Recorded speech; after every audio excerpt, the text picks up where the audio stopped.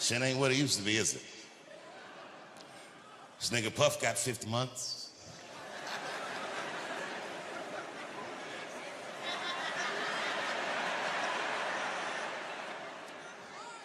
I don't like talking about this, but I'm gonna do it.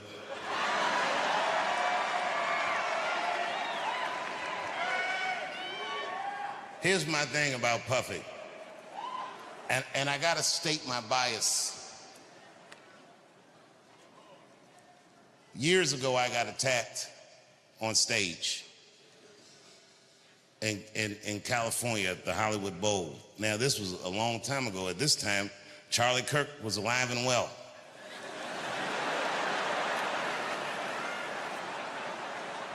Well, this is another reason it's hard to talk in America, because, you know, if you talk for a living and see Charlie Kirk get murdered that way, I'm gonna be honest, nigga, I was shook. I mean, Charlie Kirk is the wholesome white guy, and they killed this motherfucker. I said, these whites.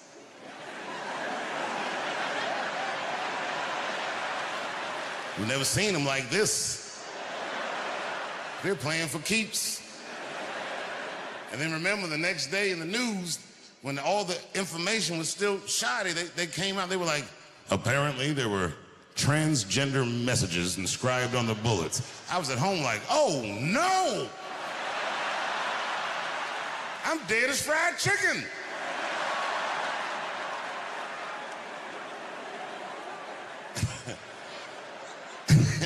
And then weeks later, they said what was written on the bullets.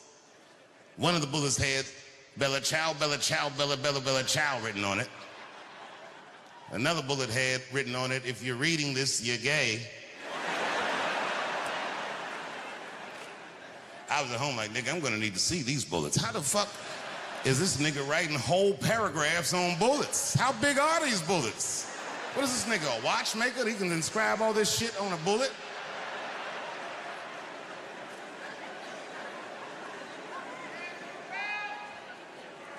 I'm not making light of Charlie Kirk dying, but I'm not sure what it means. And I'm not sure I believe what they say it means. I'll tell you what I don't believe. And the whites were quick to say this. They said, Charlie Kirk is this generation's Martin Luther King. No, he's not. Yeah, that's a reach. You know, they both got murdered in a terrible fashion. They both got shot in the neck, but that's about where those similarities end. Because Charlie Kirk is a motherfucking internet personality. No, by design. Fundamentally, he can't function like Dr. King. Internet niggas are negative because they have to be. Because nobody will engage them unless they say shit that makes them upset. That's Charlie Kirk. Could you imagine Dr. King was behaving like Charlie Kirk? Smash that like button and subscribe. Follow me for more content like this. I believe all black people should be free. Change my mind.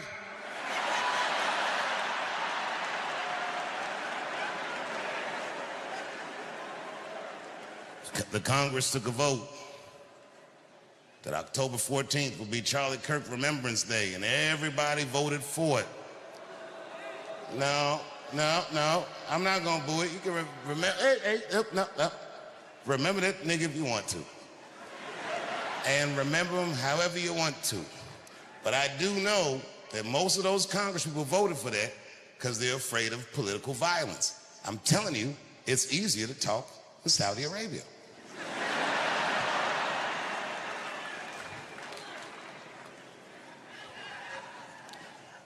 I was on stage not long ago in the States, and niggas got mad because I said, well, you know, maybe Puff will get off. And I said, I hope so. And the crowd was like, boo. Oh, okay, look, it's not that I think Puff is right, but when I got attacked in LA at the Hollywood Bowl, people forget Puff was the guy that tackled my attacker. He saved my life. It's a hard nigga to be mad at after that. I had security that night, but you know what I mean? Them niggas they just wasn't ready. Them niggas had some slippery shoes on or something. They ran out. All them niggas slipped and fell. And Puffy got my attacker and tackled him. And then years later, when I heard about that baby oil, I was like, what did those niggas slip on?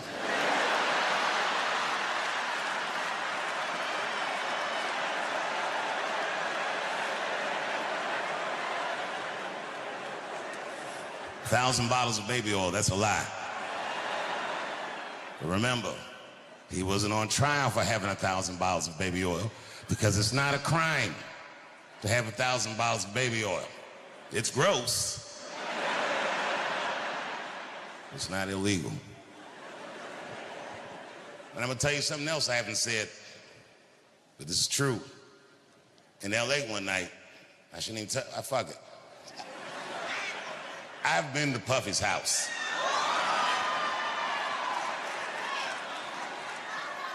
No, I didn't see none of the stuff they said in that trial.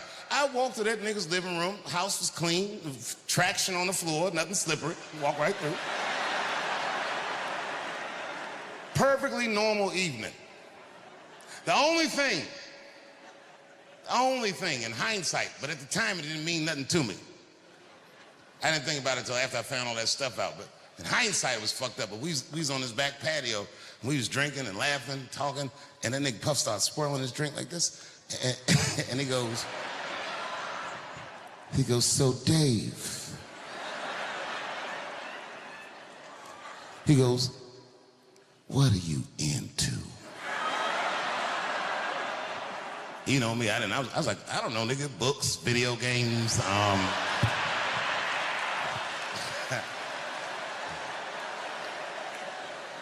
I didn't know there was my big chance to fuck Cassie.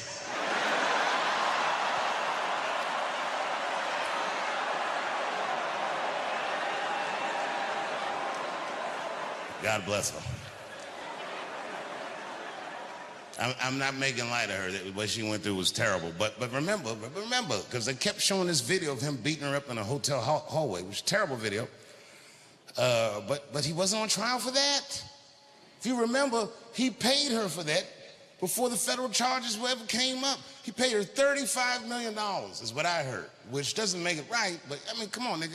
I do know niggas that have fought Floyd Mayweather for less money than that. And them niggas had to fight for 36 minutes.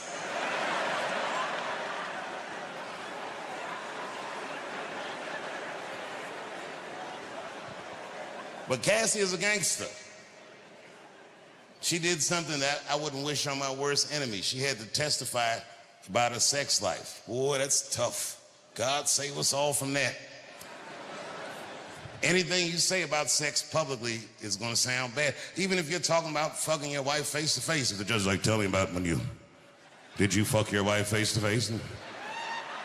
Yes, Your Honor, I did. But what, could you describe the, well, yes, I looked at her in her cold, bored eyes, and then I pulled those big panties aside, and it's like a bush that just screams, I don't give a fuck, and I just, you know what I mean? Just power through it, you know what I mean?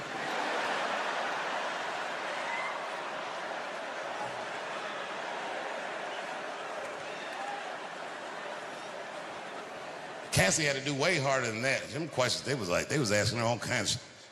Did Sean Combs pee in your mouth? I was like, oh my God. She didn't hesitate. Guess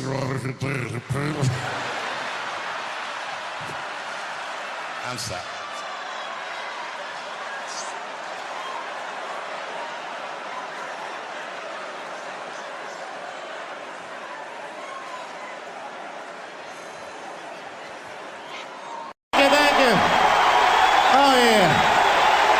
Oh, yeah. All right. Oh, really? Boy. Y'all make it good to come home, boy, I swear. I know, man. It's been a while. DC's different. Oh, my God, man. It took me years to be able to do this show, boy. DC has changed. It's different now.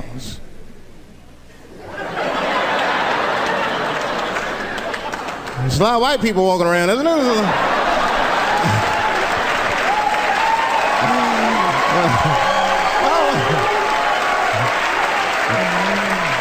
I mean, I left DC in the 80s. It was not like this in the 80s.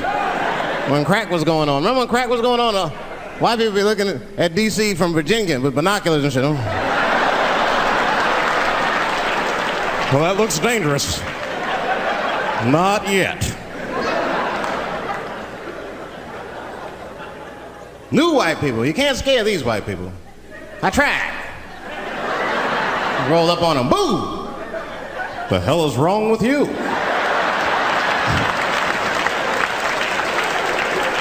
Those days are over. I'm glad that, like,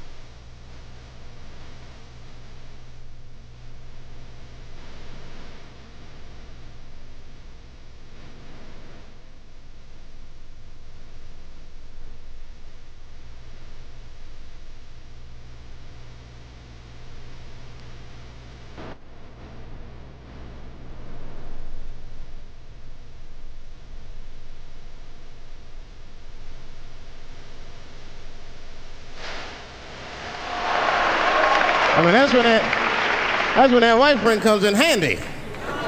Uh-oh, Ernie, you want to get this one? Come on now. Do something. So black people are very afraid of the police. That is a big part of our culture. Don't matter how rich you are, how old you are. We're just afraid of them. We got every reason to be afraid of them. You know what I mean? Like, you a white lady, you ever been pulled over before? You know, and then what they say, let me see your driver's license and your registration, right? See, I'm just guessing. That's not what they say to us. Well, you wouldn't believe what they say to us. Spread your cheeks and lift your sack. Like, what the fuck? Excuse me? You heard me. Spread open your cheeks and lift your sack. I got a driver's license, too. There's easier ways to prove who I am and shit. What does that prove? I can't go to the bank like that.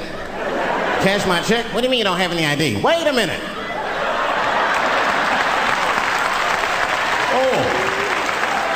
Oh, I'm sorry, Mr. Chappelle. Right this way. Why didn't you spread your cheeks in the beginning? Scared of them. I'm serious, man. You ever be at a red light, the police might pull up next to you.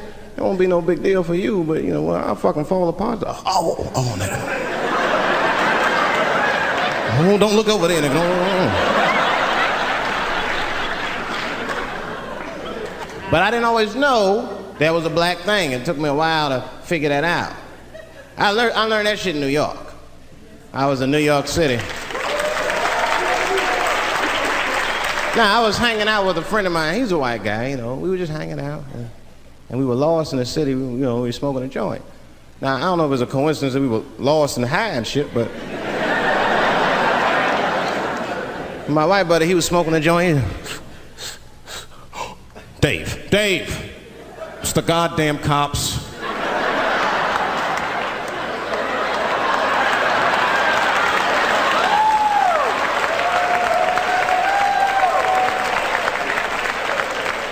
I'm gonna ask him for directions.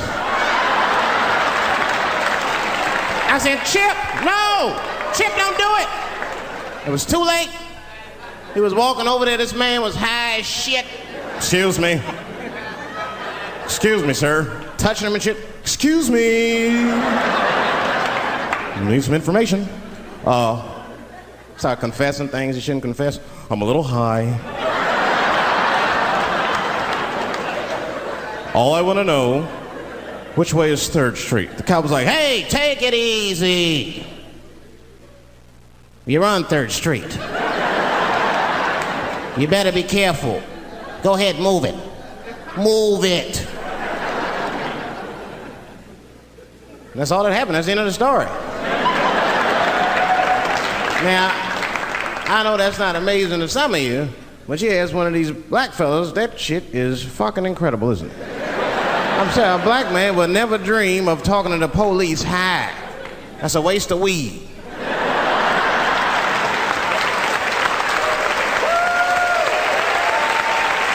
Serious. I mean, I'd be scared to talk to the police when I'm sleepy. They fuck around and get the wrong idea and shit. Oh my God. That nigger was on PCP, Johnson. I had to use necessary force. You saw him. No paperwork. Just sprinkle some crack on him. Let's get out of here. That's how it is. But at the time, I didn't think there was anything racial about it. I was just like, man, Chip, you got fucking lucky. You better be careful. But then another time, me and Chip are driving. Now, I'm not driving. Chip is driving, and he's driving a little crazy. He's been drinking. Now, I don't like to let my friends drive drunk, but, you know, I was smoking a joint. I couldn't really say shit to the guy.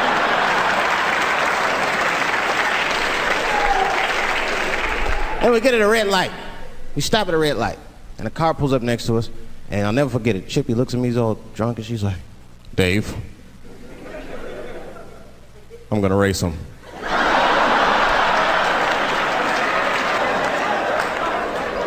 I knew it was a bad idea, but I was high.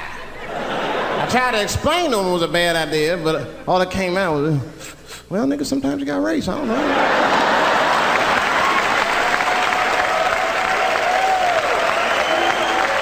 Man, that light turned green and Chip took off, zigzagging and shit so no one could pass. The other car didn't even know he was racing.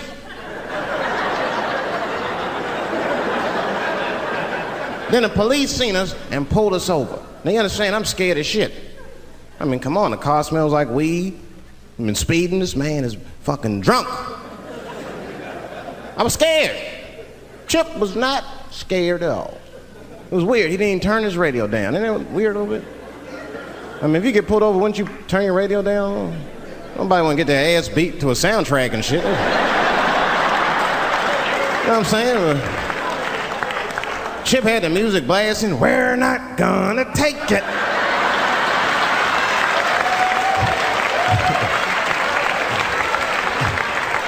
He looked at me and said, Dave, just relax. Close your butt cheeks. Just relax. Let me do the talking. You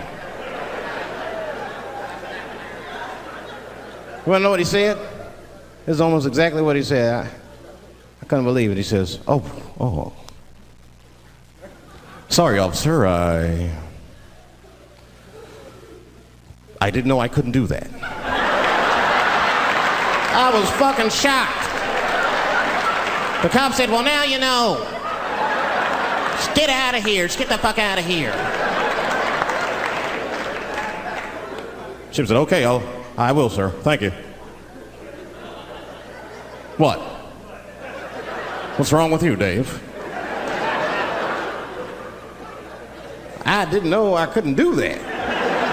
He said, that was good, wasn't it? Because I did know I couldn't do that.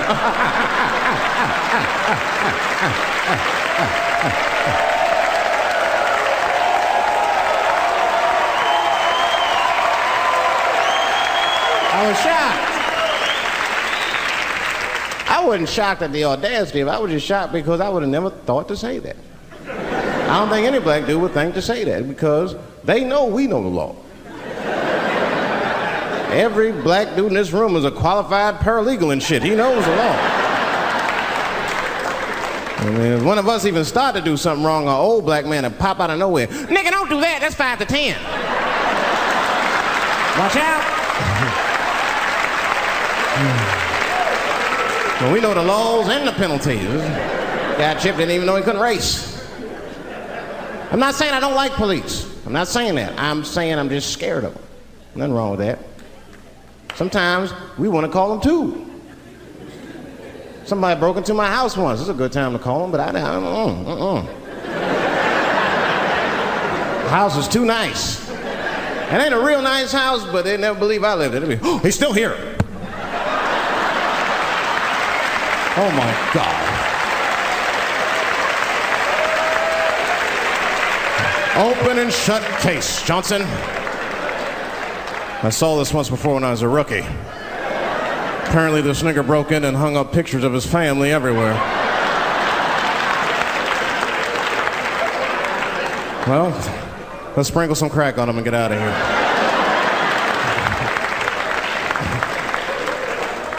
Oh, you know, that's that whole brutality thing. See, that's common knowledge now. There was a time when only minorities really knew about that. I'm not going to say white people didn't believe us, but you were a little skeptical. You were a little skeptical. I mean, I don't blame you. And then Newsweek printed it, he knew it was true. And then the Newsweek, white people were like, oh my God. Honey, did you see this? Apparently the police have been beating up Negroes like hotcakes. It's in the May issue. I mean, really, how could you know, though? How could anyone else know? You know. I mean, maybe you should have seen something a little suspicious. Don't you think it was like a little suspicious? It's a little suspicious. Every dead black person the police find has crack sprinkled on them. I mean, come on, man. Come on, man. Who gets shot and sprinkles crack on themselves? Nobody would do that. Bam! Oh, oh.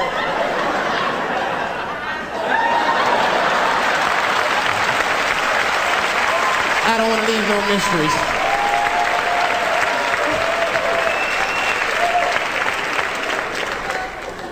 But I'm a paranoid guy, you know, that's how I am. I'd be scared to call 911 for anything, even if it's like a fire or anything.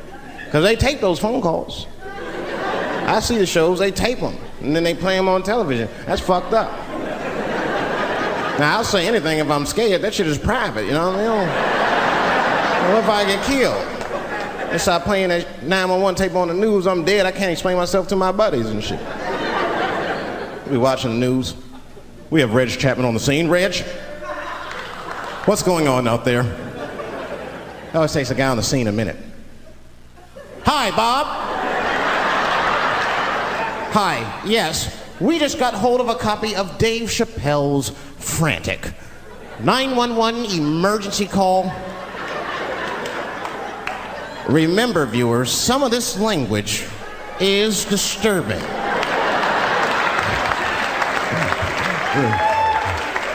Hello, emergency. Help! Help, motherfucker, they're coming to get me! Just calm down, sir, where are you? Oh, I shit on myself. I can't stop crying. They play that shit 30, 40 times a day. All my buddies will be at my funeral looking at me. You know, Dave shit on himself right before I saw it on the news. Died crying like a bitch.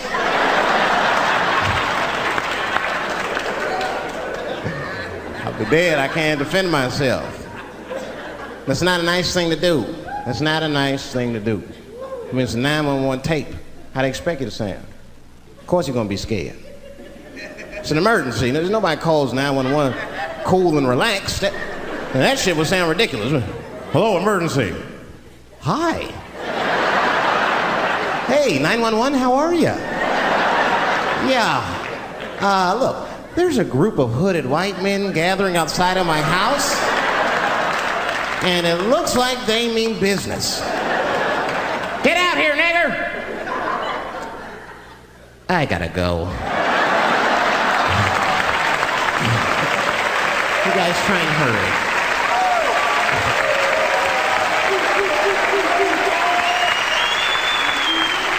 Too much pressure. That's my problem. I can't handle pressure. Sometimes pressure make me talk different. I'm serious. You ever have like that social pressure? You ever talk to somebody who's fake and they make you fake?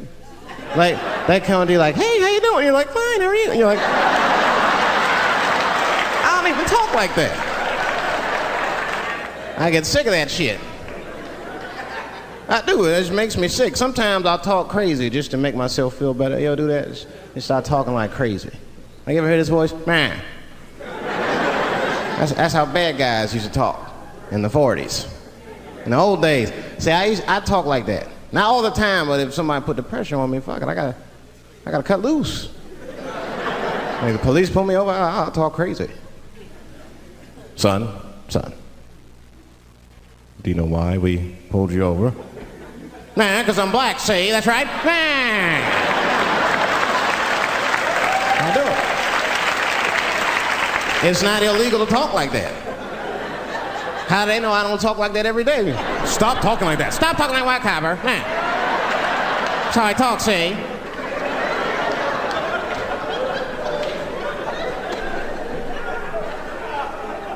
You gotta make life interesting like that, because the shit is flimsy. Life is flimsy. You think you're gonna live forever, you ain't not gonna live forever. It's dangerous out here. We know what's going on. I travel now, you know. I used to think DC had the roughest ghettos in the country. Nah, nigga, I have seen some shit now. Oh, there's some rough areas outside of DC. Yeah, everybody should go to the ghetto. I was taken to the ghetto one time. That's the worst. When you get taken and you're not expecting to go. You know, usually you want to know when you go in the ghetto, like, I'm going to see some wild shit. I got to prepare myself. I'm going to see something crazy. When you're taken, it's different. I had a limousine driver. It was after a show. It was late at night. It was like 3 in the morning. I had a limousine driver. He was a nice guy talking to me and shit. Oh, hey, where you from, dog? DC? Word? That's a rough city, man. And his cell phone started ringing. Hold on 1 second. Hello? Oh, what's up, nigga? What? What the fuck? Slow down. What? What the fuck? No! Fuck that, nigga. Fuck it. I'm on my way. Woo.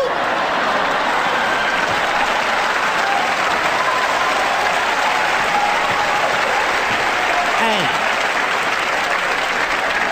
I gotta make a stop real quick. At 3 o'clock in the morning. I didn't know he was taking me to the ghetto at first. I started looking out the window. I was like, what the fuck? Gun store, liquor store, gun store. Where the fuck are you taking me? This don't look good. He didn't say shit. He just pulled up in front of an old rickety building that looked like a project. Now, I'd never been there before. I'm not sure if it was a project, but it certainly had all the familiar symptoms of a project. A fucking crackhead ran this way.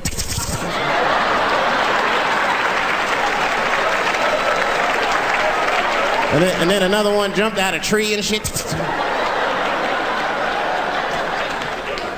The driver said, I'll be right back. And left me. Took the keys with him and just left me. At 3 o'clock in the morning, in front of a project, in a fucking limousine.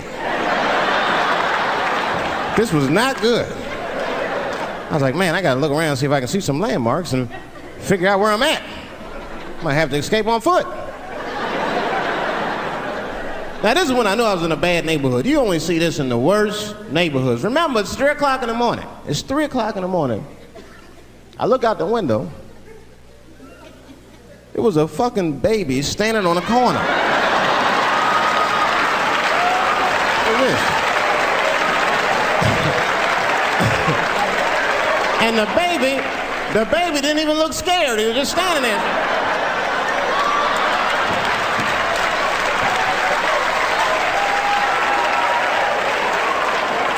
I mean, it made me sad, really. You know what I mean? Because I wanted to help the baby. I was like, I don't trust you either, I'm sorry. Click. Click. The old baby on the corner trick, eh? I'm not gonna fall for that shit. Where's this limousine driver? You know, I stopped feeling bad. As time goes by, I start feeling worse. Like, man, what is wrong with me? What the hell's wrong? I'm scared of a baby. And this baby could be in trouble. He might need my help. I gotta do something. But I wasn't gonna get out the car. I'm serious, man. I just cracked the window a little bit.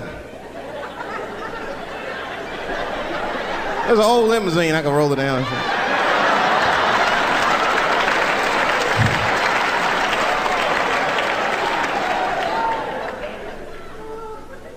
Hey, baby. Baby, go home, man. It's 3 o'clock in the morning. What the fuck are you doing up? The baby said, I'm selling weed, nigga. I said, oh, shit.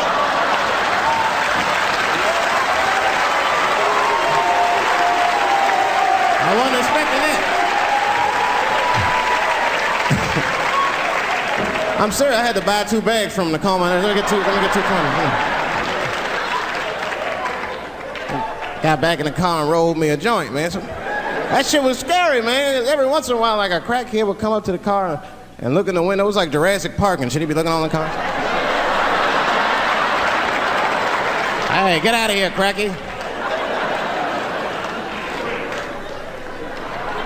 That baby was still standing there, man. That's what Then I started feeling bad again. Yeah, weed make you feel guilty sometimes, you know. Man, what is wrong with me, man? I have just bought weed from an infant.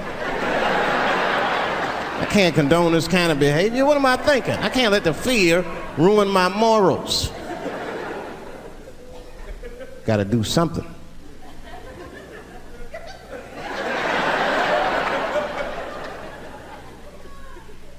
Hey, baby. Stop selling weed, all right? You got your whole life ahead of you. He said, fuck you, nigga, I got kids to feed. I said, God damn.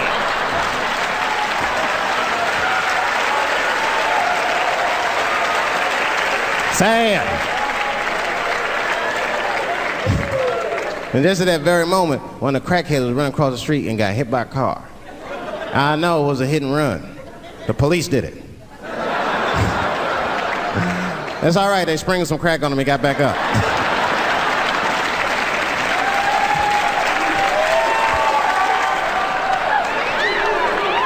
Yeah, I've been seeing that kind of shit, man. It's what it is. They use the TV to program us from a young age. You ever watch like a cartoon that you used to watch when you were little as an adult? That shit is wild shit. Some wild shit. I mean, like I was with my nephew. We sitting there, we watching Pepe Le Pew, and I say to my nephew, I said, now pay attention to this guy, because he's funny. I used to watch him when I was little. And we watched Pepe Le Pew, but I'm old now. I'm looking like, good God, what kind of fucking rapist is this guy? Like, take it easy, Pepe. My nephew was sitting there cracking up. See, sometimes you gotta take the pussy like Pepe. Like, no.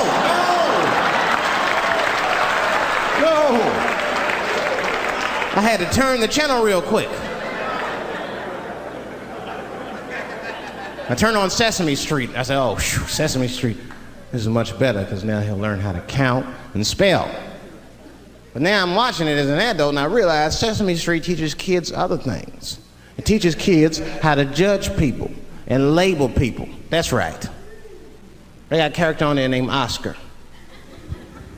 They treat this guy like shit the entire show.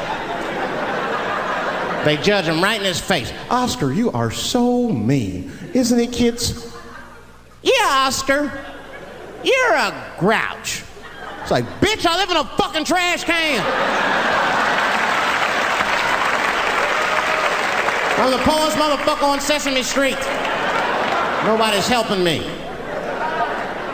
Then you wonder why your kids grow up and step over homeless people. Get it together, grouch. Get a job, grouch. So don't even tell me how to get to Sesame Street. That is a terrible place. I wouldn't go there if I knew the way. Who would want to live in a neighborhood like that? Fucking 6-foot pigeons walking around. And an elephant that's a junkie. Hi, bird. Yeah, that's right, Snuffy. Hi, bird, I'm sick. I need some smack, bird. The Cookie Monster with his eyes popping out his head, cookie, cookie, cookie, like, ugh. What kind of cookies are you talking about? Chocolate chips don't do that to people. And then they had the nerve to put a pimp on there. They didn't come out and say he's a pimp, but I know a pimp when I see one. They called him the Count. Had a cape and everything. You could just see him pimping. Bitch, where is my money? You've been late 4 times, I've been counting. How many times must I smack you before you act right? 1, 2 smacks. Oh.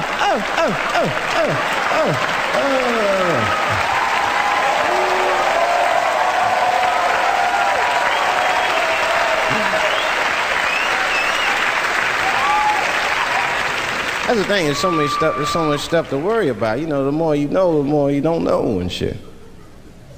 you know, like a lot of people be telling me, Dave, you know, you just gotta relax. The racism thing be bugging you too much. I be thinking about it. Sometimes shit'll happen. You know, a lot of black people can relate to this. Have you ever had something happen that was so racist that you didn't even get mad? You were just like, God damn, that was racist. I mean, it was so blatant, you were just like, wow. Like, almost like it didn't even happen to you. It was like a fucking movie. That was like you was watching Mississippi Burning. Wow. That happened to me. I was in Mississippi.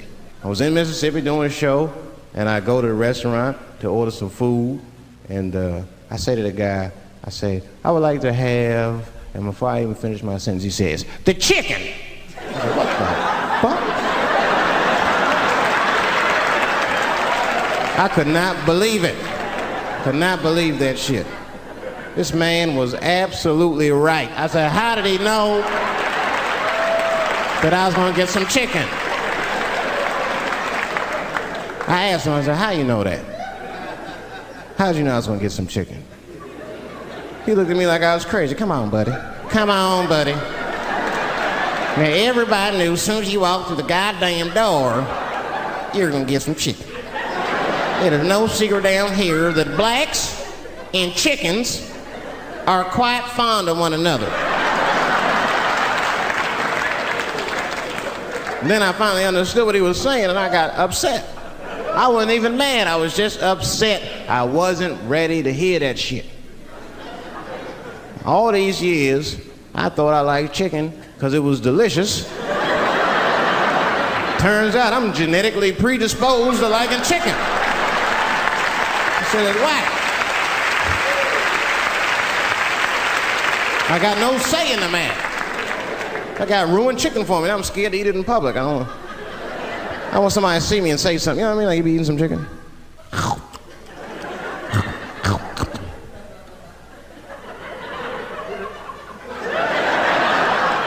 Look at him. He loves it. Just like it said in the encyclopedia. Look how happy he looks.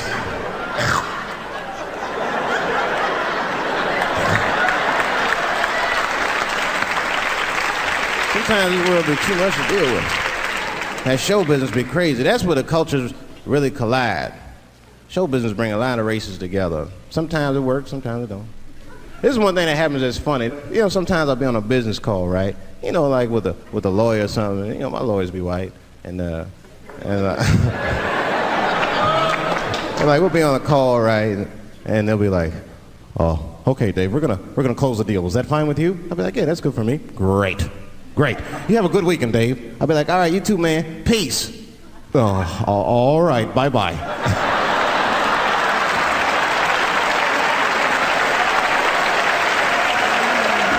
I don't know what to say, right? So sometimes I'll make up shit that's not even slang, just to see how they handle it and shit. It'll be the same business go, "All right, we're gonna close the deal. Is that fine with you, Dave?" "Yeah, sounds good to me." "Great. You have a good weekend, Dave." "All right, buddy. Zip it up and zip it out." Oh. All right. Zippity-doo-dah. Bye-bye.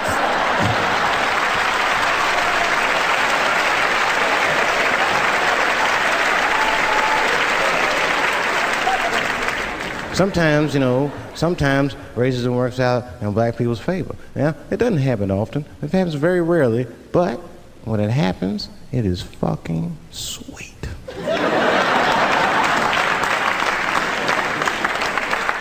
I'm serious. This one time racism saved my life, man. I was on a plane. I was coming from overseas, and I don't know how this guy got a machine gun on the plane, but he stood up, man. He said, "Everybody, get on the fucking ground. Nobody look at my face." I started freaking out. Because he was Chinese. I was like, why is he talking like that?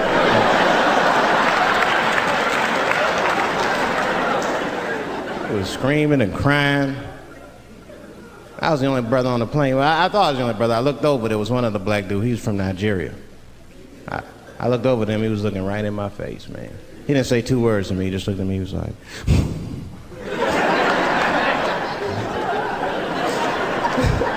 He didn't need to talk. I knew just what he was talking about. I looked right back at him. I was like...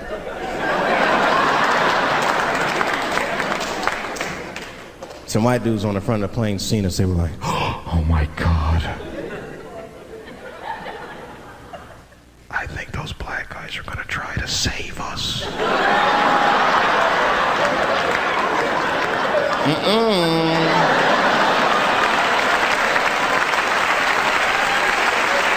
We were just communicating that we understood the situation. We were both seeing the same thing. What we understood was simple. Terrorists don't take black hostages. That's the truth. I have yet to see one of us on the news reading a hostage letter and shit. They is treating us good. We all chilling and shit. I'd like to give a shout out to Ray Ray and Big Steve and send some Newport.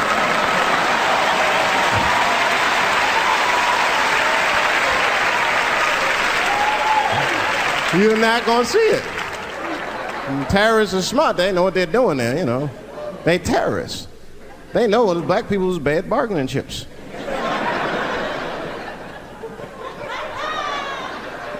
They called the White House and said, hello? We have got 5 black... Hello?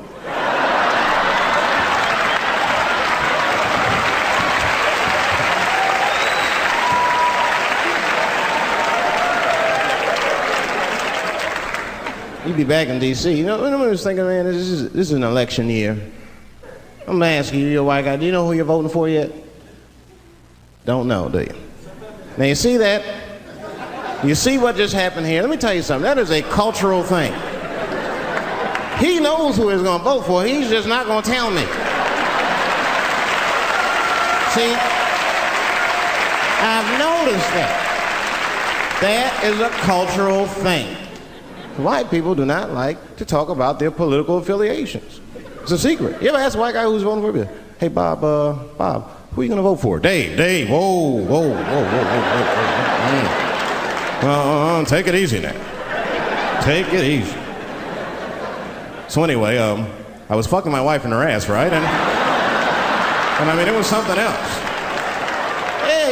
Yeah, but who are you voting for? Dave, come on with the voting. I'm trying to tell you about fucking my wife here. Ask me all these personal questions. They don't like to divulge that information because it matters to them. Black people talk about that shit. Black people will openly talk about politics. Black people will openly talk about beating up politicians and shit. If I see George Bush, I'll kick his motherfucking ass for cutting my Medicaid. Okay, you say it. Why would we just say it? But there's a reason for that. It matters more for them. It matters more. Black people see even when I vote, right? Which I don't. But even when I think about who I would vote for, right? I don't even look at their political policies. I just look at their character. You know what I'm saying now? You gotta read, no, I'm serious. You gotta read between the lines. You look at Clinton, and black people like Clinton, because we've seen him on the campaign. I saw one thing on the campaign trail. He actually just picked a black baby up and kissed him. Come here, you little nigger baby. Mwah! Just kiss him. I said, I like that. He did not hesitate or nothing. You see George Bush Jr., he be there, ugh.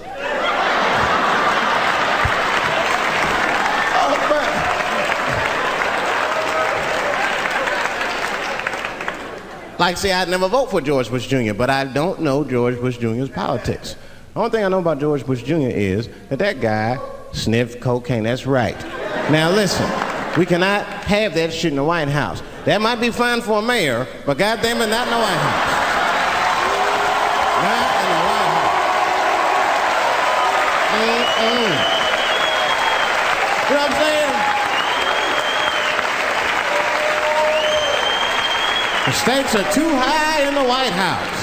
You can't have no cokehead president. He be selling nuclear secrets for $20, $30 and shit.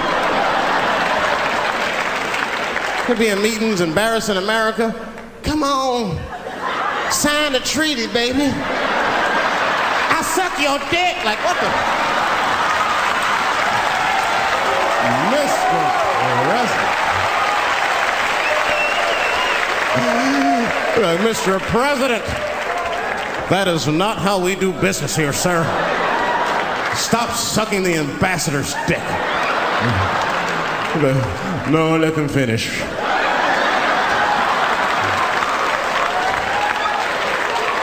I will sign the treaty. There will be peace in Israel finally.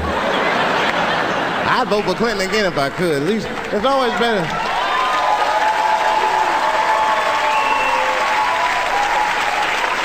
Now again, I'm not looking at his politics. Don't know what his politics are. I'm just looking at his behavior. I understand that kind of behavior. I know a lot of dudes with them shortcomings. Weed smoking fornicators, there's a lot of them. I mean, come on now, let's be honest. Let's be honest. Bill Clinton was not the first president to do what he did. Now let's think back for a minute. Remember a guy named Kennedy, John F. Kennedy? Remember him? He fucked Marilyn Monroe. Matter of fact, him and his brother Bobby fucked Marilyn Monroe. And history doesn't talk about that much. You know why history doesn't talk about that much? Because those two pages in history are stuck together. They was getting it on. They were getting it on. I seen the tapes. Remember the tapes? She'd be singing on there. She'd just party, stressing them out. Happy birthday, Mr. President. Bitch, my family's here.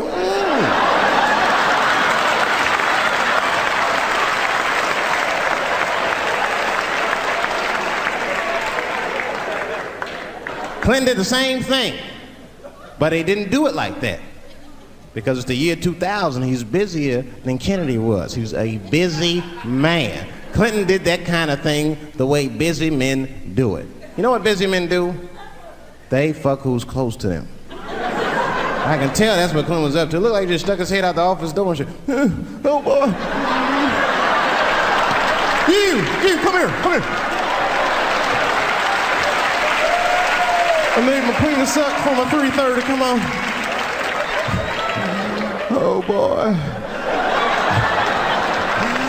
He's probably looking at Kennedy's picture and shit. Oh.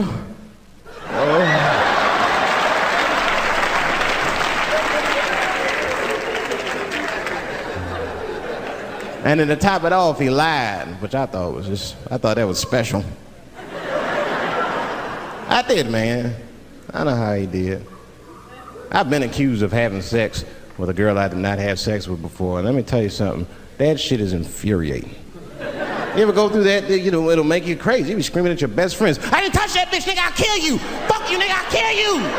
Please believe me. Please believe me.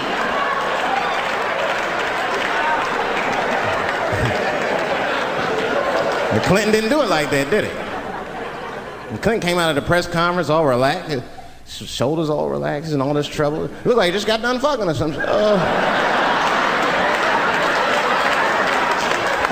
Listen, let me tell you something, America. I don't think you heard me the first time. I did not have sexual relations with that woman, Miss Lewinsky.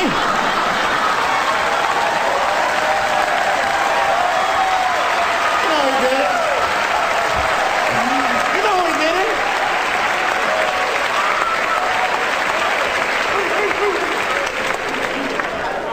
Everybody knew what that finger smelled like. Nobody cared. Nobody cared. We all watched. We was disgusted, but we kept watching the news. I know I did. I was taping it. See, I'd be at the crib like, baby, turn the lights off. The news is coming on. Every week on 60 Minutes was a different girl accusing Clinton. Remember Kathleen Willey came out? She was upset.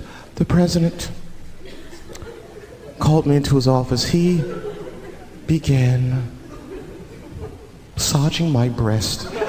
Slowly, I'm sorry.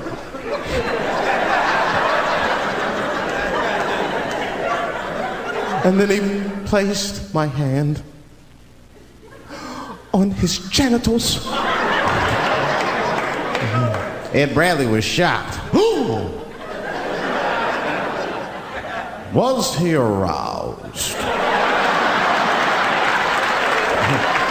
I was at home like, yeah, was he aroused?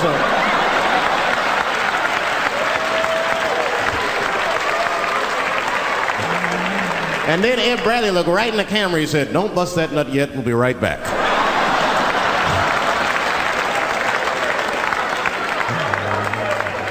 Oh, man, the news had never been so good. But there were no victims. There were no victims. Only one I feel sorry for is that Lewinsky. I feel a little sorry for her. Don't y'all feel a little sorry for her at all? God damn, y'all, come on, man. Have a heart. That's a hard thing to be famous for, man.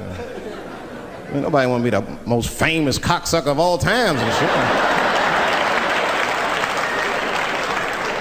I feel bad for her. Not even the women feel sorry for her a little bit, ladies? Now that's jealousy.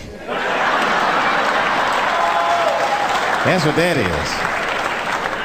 I mean, come on, y'all. That's one dick that girl sucked. It's gonna haunt her for the rest of her life. Long after she spent that money up, that's still gonna haunt her. And I know there's a lot of women in here with at least one dick they regret. And I bet you it wasn't a president's dick. I bet she worked at Kenny Shoes or Safeway or some shit like that.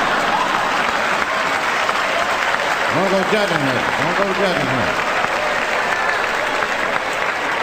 See, we gotta stop judging people. That girl was young, and she made a mistake that young girls make.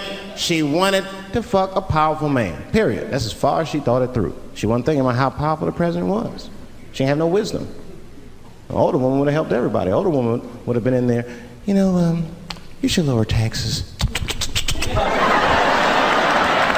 what I'm saying? The older one would have sucked us into a utopia. The last thing I'm going to say about it is this, that he is a famous man. I have dreamt of being famous, but I never dreamt of being that famous. I never understood how famous a president was. But imagine if somebody could suck your dick and then they're famous. You understand what I'm saying? That's crazy. That's crazy.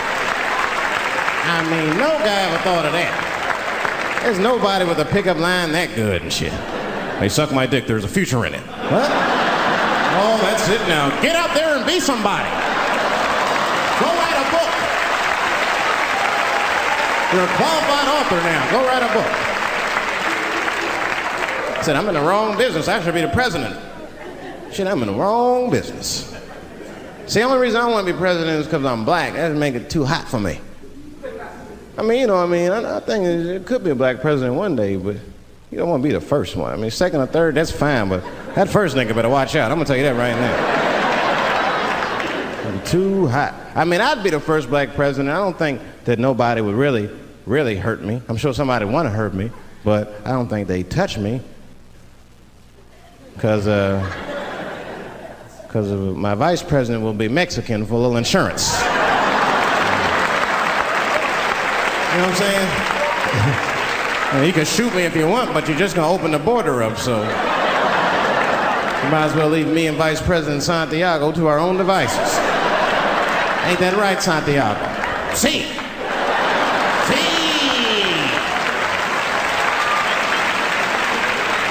Elian can stay.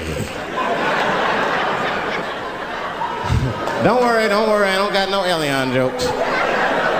All I'll say about Elian is thank God he's Cuban.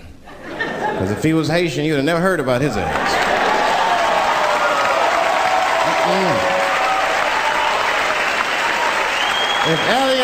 If Elian Gonzalez was Elian Mamumbo from Haiti, they'd have pushed that little rubber tube right back in the water. Sorry, fella, all full. Good luck. The only thing in our society that bothers me the most is the way that men and women don't get along no more. That's really what's bugging me about it. Men and women just don't get along. Like, I hear women say this all the time. I know a lot of you sisters be like, chivalry is dead. Don't you? Don't y'all feel that way? Like men aren't gentlemen anymore? That's right. Chivalry is dead. And women killed it.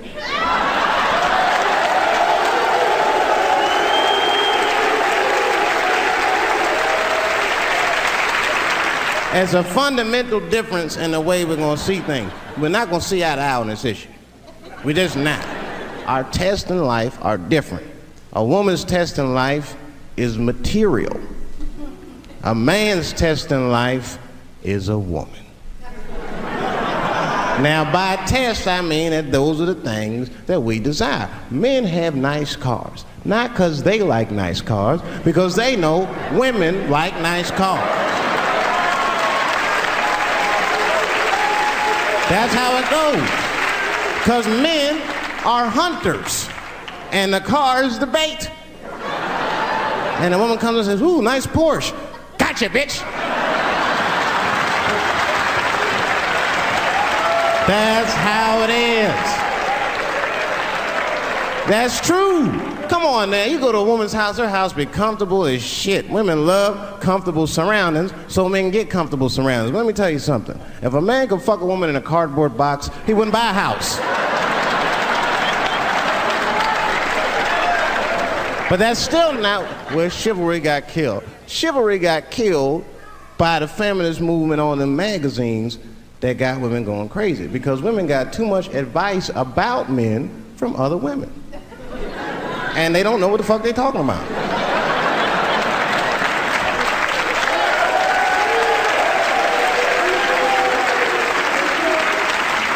It's true. I see this shit in the magazines. I don't read them, but I be seeing the cover. I be in the grocery store, fellas, you look at one of them magazines, like, what is this? And they say on the cover, 100 Ways to Please Your Man by some lady. Get out of here. This is for...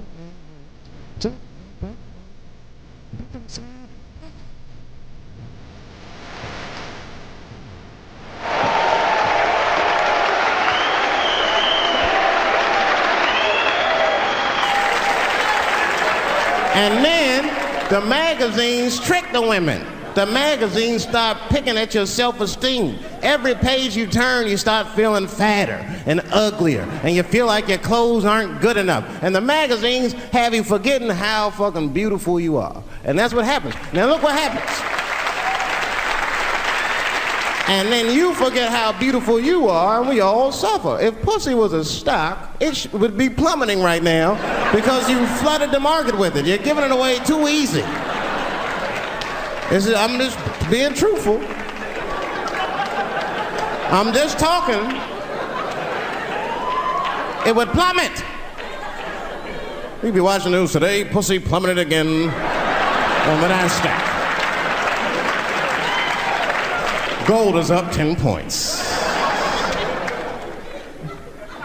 You can see it. You ever have this happen? This is how confusing it is. This is the practical application of what I'm talking about. Like a guy be out, this happens to a lot of guys, you be out at a club, bar, right? You're just kicking with your boys, and a girl walks by, and man, she looks good. She looks good. Not good in that classical way. I mean, you know, I'm talking good like she got half her ass hanging out her skirt. Her titties are all mashed together, popping out the top of her turtleneck and shit.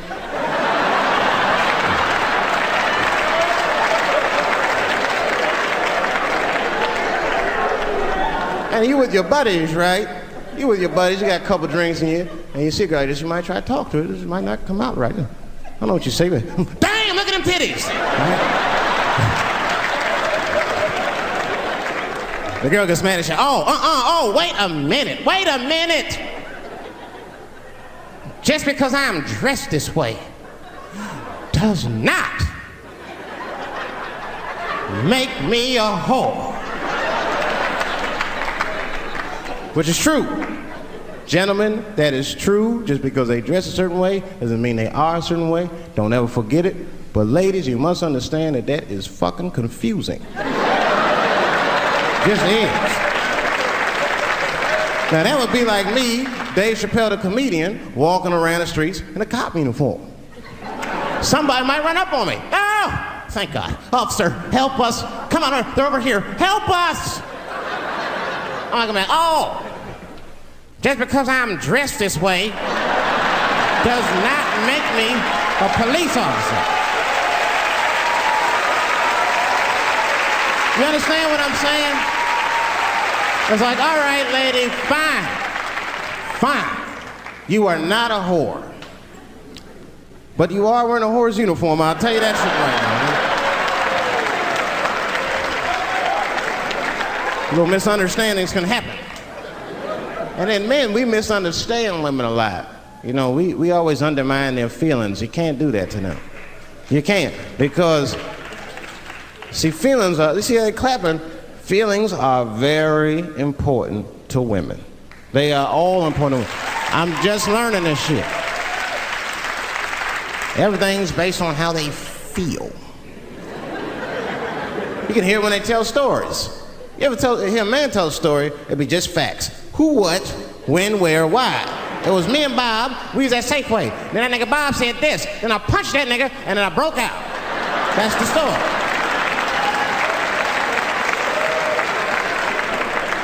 That's the story.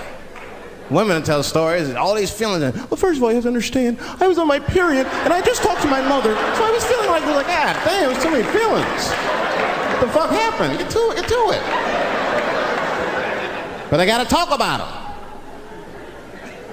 Gotta talk about them. That's how they always get me. I'll be sitting there, watching TV, chilling and shit. My old lady come up to me. David, we need to talk.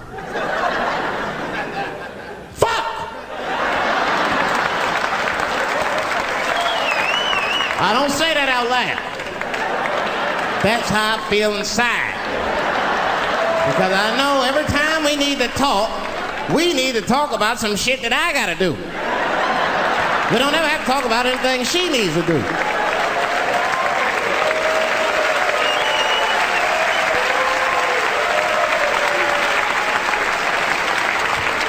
She leaves me defenseless. I have to do what I have to do. David, we need to talk. Nah. Don't do that to me, David. This is serious. Stop talking in that voice. No, see. I gotta do this, see.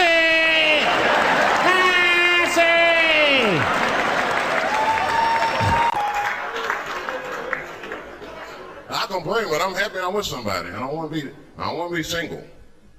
I don't like that. Sometimes you go to them single clubs, you see too much. I was on the road, one club, and I seen a thing they call a thong contest.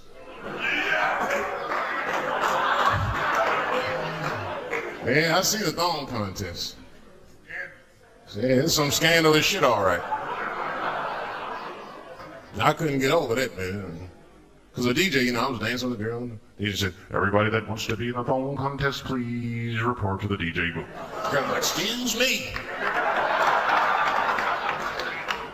They put on that song, so let me see some thong, thong, thong, thong, thong, thong.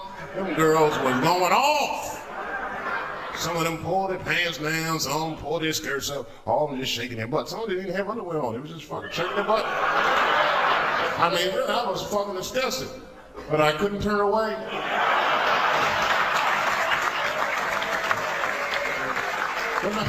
Please, for the squeamish, just plug your ears.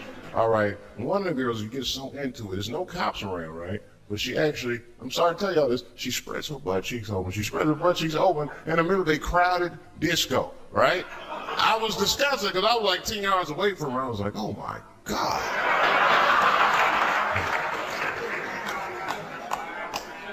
Is that her birth canal? Oh, it gets worse. Good God Almighty, is that a baby? I know that's gross, it's gross, because it was a baby. It was the same baby from the project. She's like, I snuck in the club, nigga. I got that weed if you need me. Just pat on the ass, and I'll come out. You guys, thank you very much.